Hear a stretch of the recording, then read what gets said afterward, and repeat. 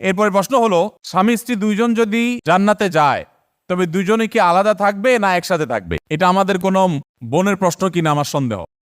একবার লাইভে আমাকে এক ভদ্রমহিলা প্রশ্ন করেছেন যে হুজুর, এমন কোন দোয়া আছে কিনা যেই দোয়া পড়লে স্বামী জান্নাতে গেলেও হুর পাবে না? আমি প্রশ্ন পড়ে কিছুক্ষণ চুপ করে গেলাম। আমাদের দেশের মেয়েরা স্বামীকে কত ভালোবাসে যে জান্নাতে গেলেও ভাগ দিতে রাজি না।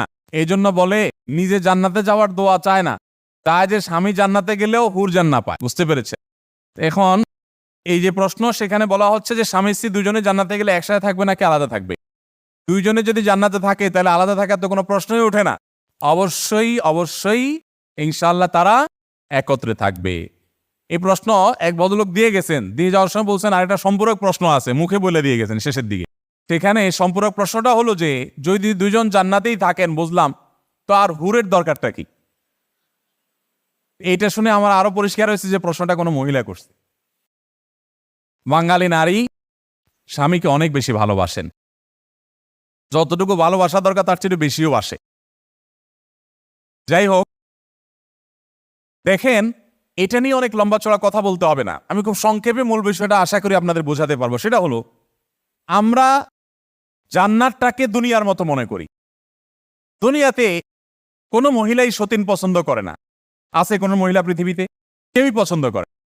আমরা মনে করি জান্নাতে গেলেও তো আমার এই হুর টুর থাকবে আমার স্বামীর আশপাশে, এগুলো দেখে তো আমার মেজাজ গরম হবে। তাহলে আবার জান্নাত হলো কি যেখানে আমার মনটা ভালো থাকবে না? এটা কেমন জান্নাত হলো? জান্নাত আজাকে আজারে না বাসত, জান্নাত তো সে জায়গা যেখানে কোনো কষ্ট হবে না। তো আমার কষ্ট থাকলে আর জান্নাত হলো কেমনে?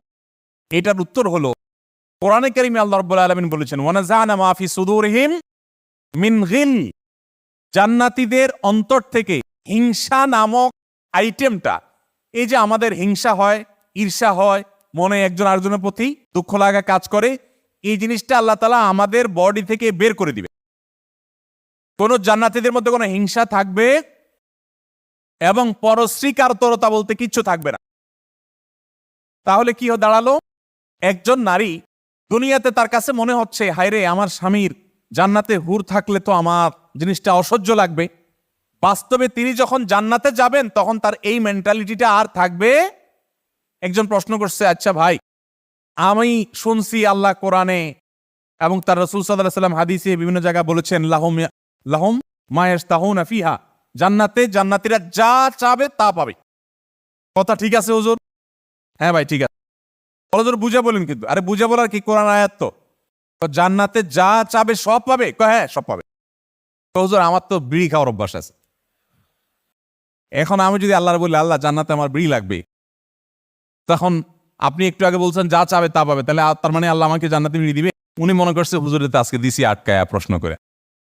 আমি বলি ভাই, আপনি যখন জান্নাতে যাবেন এই কুরুচিপূর্ণ খাবারটা খাওয়ার চাহিদা আপনার থাকবে না। আপনি দুনিয়া বসে এখন চিন্তা করতেছেন এটা। আমরা অনেকে দুনিয়াতে বসে আলমুল গায়েব বা অদৃশ্যের জগতের অনেক কিছুকে আমাদের সাথে মিলাই।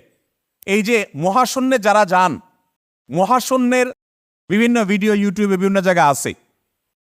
সম্প্রতি আমাদের পার্শ্ববর্তী দেশ ভারত মহাশূন্যে গিয়েছে, আপনারা অনেকে জানেন। বিভিন্ন নভোচারীরা তারা মহাশূন্যে যায়। মহাশূন্যের অনেক কিছু আমাদের পৃথিবীর সাথে বনে না, অনেক কিছুই বনে না। আমি বিস্তারিত আলোচনা যাওয়ার সুযোগও নেই, কারণ এটা আমার সাবজেক্টও না, এটা আমার খুব বেশি ধারণা নেই। অনেকগুলো ভিডিও দেখেছি, সেই তার আলোকে আমার ধারণা হয়েছে, অনেক আর্টিকেল পড়েছি, কিছু ধারণা হয়েছে, আপনারাও জানেন। তাহলে সামান্য একটু মহাশূন্য এখান থেকে দূরে, দুনিয়ার কোনো কিছুর সাথে যদি মিল না থাকে, তাহলে আলমুল গায়েব, আখিরাতের জগৎ, অদৃশ্যের জগৎ, এটাকে দুনিয়ার সাথে হিসাব মিলানোটা এটা ভুল। সেখানে আমাদের এখানকার মতোই সবকিছু হবে তা কিন্তু না। আপনার এখানে যা মনে চাচ্ছে সেখানে তাই মনে চাবে, এরকমটি মনে করার কোনো কারণ নাই।